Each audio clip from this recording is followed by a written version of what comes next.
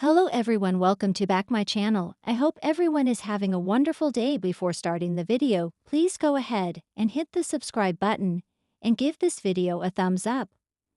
The bold and the beautiful recap is finally in for Wednesday, July 9, 2025. In today's episode, there are 3 surgeries but not everyone will survive.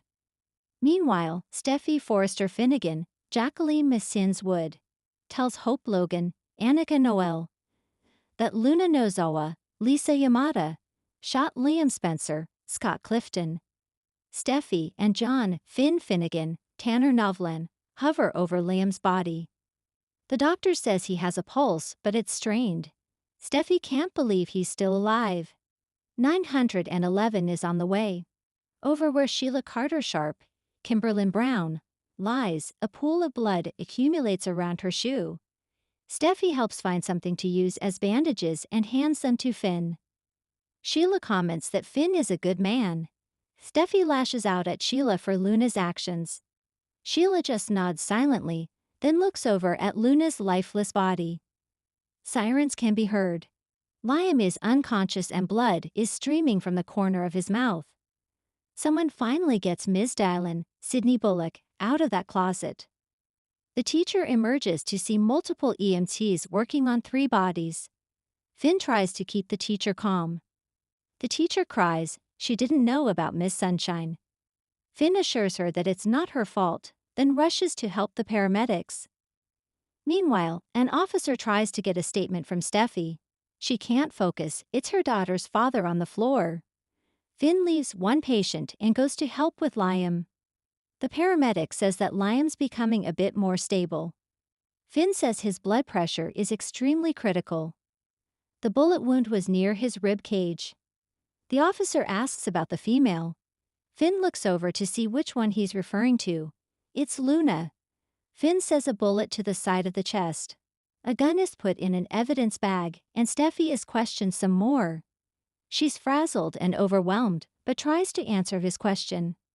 At Forrester Creations, Hope tells Carter Walton, Lawrence St. Victor, that Liam might be finally ready to tell his loved ones the truth. Carter is relieved, but it's bittersweet. They talk about Liam and Bill Spencer, Don Diamond, complicated relationship. Hope thinks that Will and Wyatt Spencer, Darren Brooks, deserve to know. The COO asks if she's ever considered telling them herself. No. It has to come from Liam, but the clock is ticking, she explains. Carter gets the sense that there's a treatment or something more that can be done. Hope explains the quality of life is the factor, not the years added. Carter makes a speech about being the best stepfather he can be. However, what he wants even more is for more time for Liam. At the hospital, everyone is wheeled in. Sheila talks to a nurse as Steffy looks in at Liam. Then, Sheila seems to pass out. Doctors and nurses block Steffy from seeing anything else. Finn tells Steffy that Liam needs to get into the operating room immediately. 2 officers are stalking Steffy at the hospital. They want answers. They walk her through what Ms. Dylan told them about what happened. Steffy's head is swirling. Steffy tells them that Luna is Sheila's granddaughter. Steffy adds that Sheila tried to warn them about Luna, then she lunged in front of the gun. Lai enters the hallway in surgical gear, shocked to see her daughter-in-law. Steffy rambles about Luna and a gun as Lai's jaw drops open. Luna starts crashing. Lai races over, but Steffy holds Finn back. Steffy warns that if Luna survives and Liam doesn't, she won't know what she does. The look in Steffy's eyes explains all. Grace and Blay work on Luna. She needs to get into surgery now. Sheila pops open her eyes to see Finn. The doctor says Grace Buckingham, Cassandra Creesa, will be operating on Sheila. Grace insists on working on Liam, he's our patient. Finn doesn't have time to argue, tells Sheila that she's in good hands, then leaves. Grace works on Sheila in an operating room. She wants Liam's status throughout the operation. The doctor asks for Liam's chart while operating on Sheila. The patient is put under. Now Grace is sewing Sheila up. Bridget Forrester, Ashley Jones, comes in and says Deacon Sharp, Sean Cannon, is on his way. Grace asks about Luna and Liam. No updates yet. Sheila's wounds are not life-threatening, but Luna and Liam's are, Grace says. Over with Liam, Steffi is by his hospital bed. The nurse tells Finn there's been no change. Steffi kisses Liam's forehead before he's rushed into surgery. Steffi pleads with the nurse to let her see Liam. She can't be in the OR, but there is an observation window. Steffi watches Finn operate on Liam. That must feel bizarre. Finn can see his wife. No pressure. As they operate, Steffi calls Hope. She tells her Luna shot Liam and she needs to get there right away. Suddenly, alarms blare in Liam's operating room. With Luna, Leigh frantically says she can't see, there's too much blood. She can't feel the bullet yet. Bridget and Leigh can see the bullet now. Bridget questions Leigh, suggesting Luna might bleed out. Leigh promises she won't let that happen. I refuse to let my niece end this way, Leigh says. Things seem to be stabilizing. Leigh comments about Luna being such a troubled girl, but there's a softness there. Bridget asks if anyone called Poppy Nozawa Romy Park. Leigh says she'll handle that. She wants to be the one to tell Poppy about her daughter. Suddenly, alarms blare as Leigh screams Luna's name. The July 9 episode of The Bold and the Beautiful began not with a whisper, but with a thunderclap. The haunting sound of a surgical monitor flatlining in one of the operating rooms at University Hospital. Panic struck both emotionally and physically as not one, but two medical teams scrambled to handle sudden complications. Meanwhile, across Los Angeles, Hope Logan stumbled upon a clue that would rip open a whole new layer of the already tangled shooting saga. Scene 1. Bridget's horror and Grace's collapse. In OR number 3, Dr. Bridget Forrester stood over a patient she never expected to lose. Remy Sharp, the mysterious man who had recently saved Luna from a car crash. What was meant to be a relatively routine post-accident shoulder surgery suddenly turned into a nightmare. Bridget. He's coding, start compressions. I don't understand, his scans were clean. But as nurses scrambled around her, Remy's vitals kept plummeting. The surgical camera picked up what looked like an aneurysm in a previously stable artery. Bridget's brow furrowed. She muttered to herself, "This doesn't make sense." Was he drugged? Meanwhile, Dr. Grace Buckingham was across the hallway in OR number 2, operating on a patient only revealed to viewers moments later, Poppy Nozawa. Still recovering from the fallout of the Luna paternity lie, Grace had pushed for Poppy's urgent removal of a benign, but potentially growing mass. But midway through the operation, Grace faltered. At first, it was just a slight tremble. Then her hands shook uncontrollably. "Nurse. Doctor, are you all right?" Grace. "Scalpel. No suction. Wait." Her voice cracked, and then her knees gave way. The screen split into two. One showing Bridget performing CPR, the other showing Grace collapsing beside her patient. Cut to commercial, and viewers everywhere gasped. Scene 2, Ridge's accusation and Steffi's ultimatum. Back at Forrester Creations, Ridge Forrester confronted Liam Spencer, who was still recovering from his gunshot wound. While Liam maintained he couldn't remember who shot him, Ridge had a suspicion. "Ridge, you said you didn't see who shot you. But now you're sketching silhouettes of women. Are you telling me someone like Hope was there?" Liam. "I said I didn't know." But Steffi entered the office mid-argument. "Steffi, if either of you try to drag Hope into this." Ridge. "What? We're not dragging Steffi. We're unraveling, if Hope had a reason." Liam clutched his side in pain, emotional and physical. Liam. "I was protecting someone that night. I don't know who.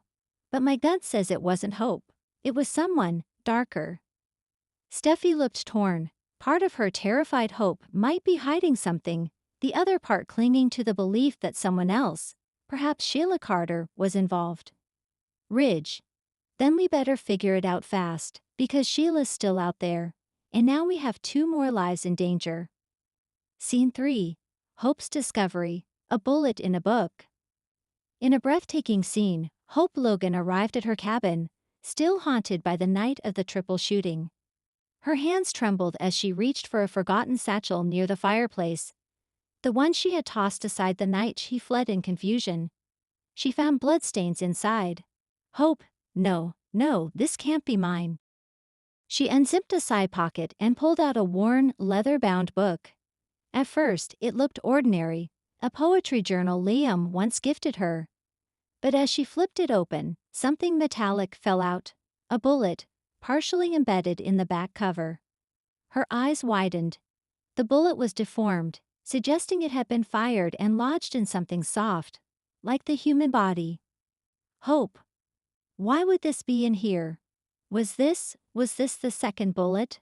But Liam was only hit once. She sat down in a daze. A terrible theory crept into her thoughts. What if someone else was shot and didn't make it? Scene 4. Finn gets the call.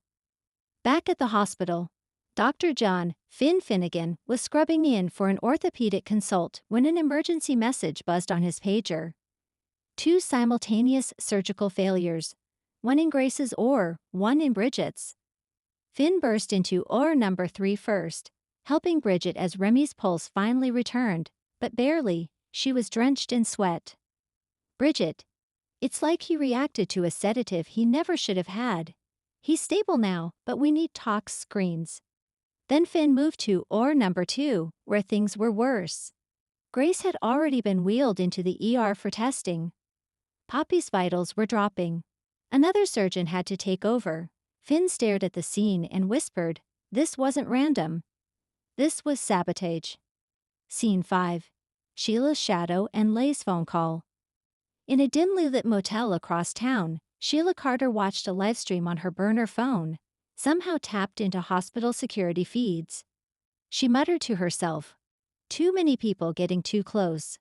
But just then, her phone buzzed again, this time from Lee Finnegan, who shockingly had not been seen at the hospital all day. "Lie, it's begun, hasn't it, Sheila?" "What are you talking about?" "Lie, you think you're the only one with plans, Sheila. You think you can steal my son's loyalty forever? I warned Grace. I warned Bridget. They didn't listen, so I made them listen. Sheila, you're bluffing." "A lie, maybe. Or maybe I switched the labels in the pre-op tray. Maybe I reminded everyone that Luna isn't the only wild card." As Sheila's face darkened with rage, Lee's voice dropped coldly. "Lie, you want chaos? Try me." Scene 6. Deacon's arrival and father-son tension.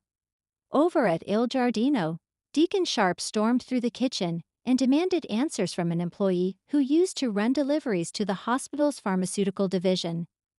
"Deacon, you recognize this name?" He pointed to an invoice with Grace's name scrawled on it, employee. "Yeah, she called in a last-minute request for sedatives 2 days ago. Said it was for a pre-op allergy screening." Deacon's jaw tightened. "Deacon, that drug nearly killed my son." Employee. "Sir, I didn't know." "Deacon, you will tell the police what you just told me." As he left the restaurant, Deacon's eyes were filled with fire. The man who had tried so hard to be a better father was now prepared to expose every dirty secret, even if it meant implicating Grace, Lai, or Sheila. Scene 7. Luna's tears and a new threat. At the hospital waiting area, Luna arrived just as news reached her about Remy's condition. "Nurse, he's alive, but he crashed during surgery. They're still stabilizing him." Luna burst into tears. Her voice cracked. "He saved me. And now someone's trying to make sure he doesn't wake up." RJ Forrester arrived moments later, wrapping her in his arms. "RJ, we'll get to the bottom of it, I promise. Nobody's hurting you again." But just then, Luna's phone buzzed, an anonymous message. "You weren't supposed to survive either." She stared at the screen in horror, then showed RJ. They know. Whoever this is, they're still out there. Scene 8. The missing security footage. Back in the Forrester executive office, Rich got a call from the hospital's internal review board. Board rep. "Sir, I'm calling to let you know we have a bigger issue."